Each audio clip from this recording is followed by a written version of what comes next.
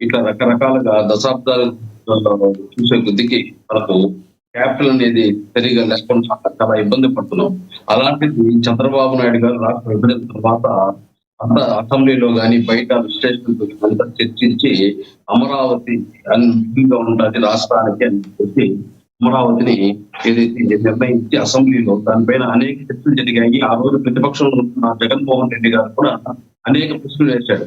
33 ఎకరాలు సరిపోదు, అది 33 ఎకరాలు ప్రభుత్వ భూమిలో తీసుకోవాలని రకరకాల ప్రశ్నలు వేసి ఆ ప్రశ్నలకంతా 65 మంది ఆ రోజు ప్రతిపక్షం 65 మందికి అధికార పక్షం ఉన్న కూటమి ప్రభుత్వం సమాధానం చెప్తూ ఆ రోజు అందరూ యాక్సెప్ట్ తోనే మోడీ గారు అమరావతిని కూడా ఇక్కడ ఏదైతే ఓపెన్ చేయడం జరిగింది. ఆ తర్వాత జగన్మోహన్ రెడ్డి గారు అమరావతిలో నేనే ఇల్లు కట్టుకుంటున్నాను, చంద్రబాబు నాయుడు గారికి కానీ పవన్ కళ్యాణ్కి కానీ ఎవరికి లేదు, కాబట్టి అమరావతిని నేనే అభివృద్ధి చేస్తాను, అమరావతి అభివృద్ధి చేయడమే నా ధ్యేయం అని చెప్పేసి అక్కడ అమరావతి ప్రజలకు కానీ రాష్ట్ర 5 కోట్ల మంది ప్రజలకు కానీ హామీ ఇవ్వడంతో జగన్మోహన్ రెడ్డి గారిపై నమ్మకంతో అప్పటికి 3 సంవత్సరాలు 2 సంవత్సరాలు అయిపోయింది, 3 సంవత్సరాలు ఏమైంది.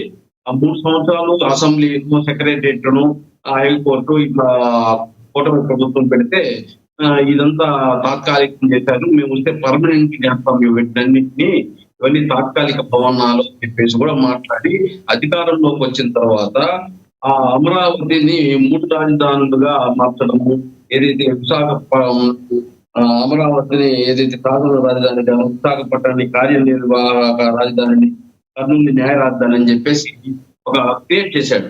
ఎక్కడ తిరుపతి నుంచి రాయలసీమ చేత అంతా అడ్వకేట్ చేత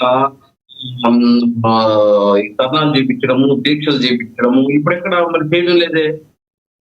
ఆ రోజు వైఎస్ఆర్సీపీ ప్రభుత్వంలో మాత్రము అన్ని రాయలసీమ అంతా అడ్వకేట్లను పెట్టి దీక్షలు ధర్నాలు చేయించారు. అంటే అదొక రాజకీయం.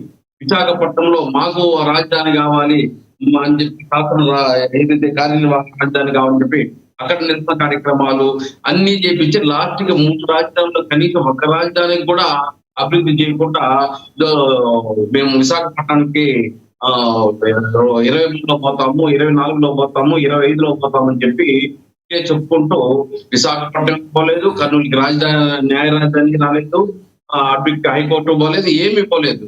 లాస్ట్ కి రాష్ట్ర ప్రజలు విసుగొచ్చేసి అమరావతి ప్రజల్ని, అమరావతి రైతులను అయితే వాళ్ళ పైన వ్యభిచార కేసులు పెట్టించారు, అనేక రకాల తప్పుడు కేసులు పెట్టించారు, అనేక ఉద్యమాలు చేస్తారంటే ఆ ఉద్యమాలు అడ్డగించున్నారు, పాదయాత్రలు చేస్తారు, వాళ్ళ చేత ఆధార్ కార్డులు పెట్టుకొని ఆధార్ కార్డు లేని వాళ్ళంతా అక్కడి వాళ్ళు కాదని చెప్పేసి వాళ్ళని నిర్బంధించడం, రకరకాలుగా హింసించడం, రాష్ట్ర ప్రజలకు రాజధాని లేకుండా చేయాలని చెప్పే ఉద్దేశంతో ఇటు అమరావతిని కానీ, ఇటు విశాఖపట్నం కానీ, ఇటు కర్నూలు కానీ ఏది దిక్కుగా చూపించకుండా రాష్ట్ర ప్రజలు ఏదైతే ఆయనకి 11 సీట్లు ఇస్తే దిగేసి మళ్ళీ ఈ రోజు మావిగన్ అని కొత్త తీసుకున్నాడు.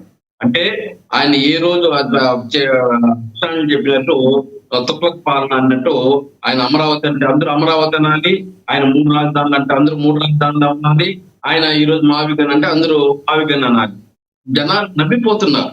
ఈ రోజు భారతదేశ వ్యాప్తంగా 28 రాష్ట్రాలు ఉంటే మన రాష్ట్రానికి తప్ప 27 రాష్ట్రాలకి రాజధానులు 35 సంవత్సరాలుగా ఉన్నాయి, 20 సంవత్సరాలుగా ఉన్నాయి. ఈ రోజుకి మనం రాజధాని ఎత్తుకుంటా ఉంటే ఆ రాజధాని కూర్చొని ప్రతిపక్షం ప్రతిపక్షం ఉన్నా, ఇప్పుడు అధికారంలో ఉన్నా, ఎప్పుడున్నా వాళ్ళతో కూర్చొని వాళ్ళతో సహకరించి ఏదైనా అవినీతి జరుగుతా అంటే అవినీతి జరుగుతా ఉందని చెప్పేసి నిలదీయండి. అంతేగాని అవినీతి జరుగుతా ఉందనే పేరుతో ఈ రోజు ఏదైతే లోక్సభలో కానీ రాజ్యసభలో కానీ బిల్లుని పాస్ చేయకుండా అడ్డుకునే ప్రయత్నం చేయడము నవ్విపోతున్నారు. భారతదేశంలో అన్ని రాజకీయ పార్టీలు ఆ బిల్లుకి మద్దతు ఇస్తా ఉంటే ఒక వైఎస్ఆర్సీపీ మాత్రం మద్దతు ఇవ్వకుండా అది అవినీతి, ఇది అది కమ్మవాళ్ళ రాజధాని అని చెప్పి అనేక మాటలు మాట్లాడేసి ఈ రోజు ఏదో ఒక విధంగా అమరావతి రాజధాని చేయకూడదు, అమరావతి రాజధాని చేస్తే ఏదైతే కూటమి ప్రభుత్వానికి పేరు వచ్చేస్తుంది, అది ఖచ్చితంగా జరగకూడదని మావి గన్నని పెట్టను, లేదా గన్నని పెడితే నా పేరు గుర్తొస్తుంది కాబట్టి ఇంకేదైనా మీ ఇష్టం మార్చుకోనో, ప్లాన్ ఏ అనో ప్లాన్ బి అనో, ఆయన కన్ఫ్యూజన్, ఆయన పార్టీ కన్ఫ్యూజన్, ఆయన కార్యకర్తలు కన్ఫ్యూజన్ కాకుండా ఈ రోజు రాష్ట్ర ప్రజలను కూడా కన్ఫ్యూజన్ చేసే పరిస్థితి ఈరోజు జగన్మోహన్ రెడ్డి గారు దిగజారుతున్నారంటే దీనికైనా సిగ్గుచేట్లు లేదు. ఈ రోజు జగన్మోహన్ రెడ్డి గారికి రాజశేఖర రెడ్డి చూసి ఓట్లు వేశారు. ఆయన తండ్రి పరిపాలన ఏ విధంగా ఉందో ఆ విధంగా పరిపాలన ఉంటుందని చెప్పి ఓట్లు వేస్తే అధికారం వచ్చిన తర్వాత ఏదైతే భవనంలో ఉండిపోయి పరిపాలన ఏం జరుగుతుందో ఎమ్మెల్యేలకి, ఎంపీలకి, సలహాదారులకు అప్పచెప్పేసి రాష్ట్రాన్ని అవినీతి పాలు చేసేసి ఈ రోజు రాజధాని లేని రాష్ట్రంగా ఈ రోజు 5 కోట్ల మంది ప్రజలకి అన్యాయం చేసే పని ఈ రోజు జగన్మోహన్ చేస్తున్నారు. ఇది కరెక్ట్ కాదు. వేణుగోపాల్ గారు ఇంకొకటి ఈరోజు వేణుగోపాల్ గారు ఇంకొకటి ఏదైతే ప్రతిపక్ష హోదా కావాలని ఎప్పటి నుంచో జగన్మోహన్ రెడ్డి గారు అడుగుతున్నారు, కానీ ప్రజల్లో కొంతమంది ప్రశ్నలు వేస్తున్నారు. ఏంటంటే గతంలో మీరు 10 మంది సీట్లు మేము తీసుకుంటే మీకు ప్రతిపక్ష హోదా కూడా ఉండదు అని. అంటే దగ్గర మీకు 11 సీట్ల కంటే తక్కువ ఉండే, మీకు 18 సీట్ల కంటే తక్కువ ఉండే మీకు ప్రతిపక్ష హోదా ఉండదు అని జగన్మోహన్ రెడ్డి గారి భావన. ఈ రోజున 11కి మీరు ఎలా అడుగుతున్నారని ప్రశ్నలు అడుగుతున్నారు. దాన్ని ఏం చెప్తారు మీరు దానికి? ఎలా అదే ఈ రోజు జగన్మోహన్ రెడ్డి గారు గతంలో మనం ఏం మాట్లాడినాము ఆ మాట కట్టుబడి ఉండాలి. అది ఏదైనా సరే.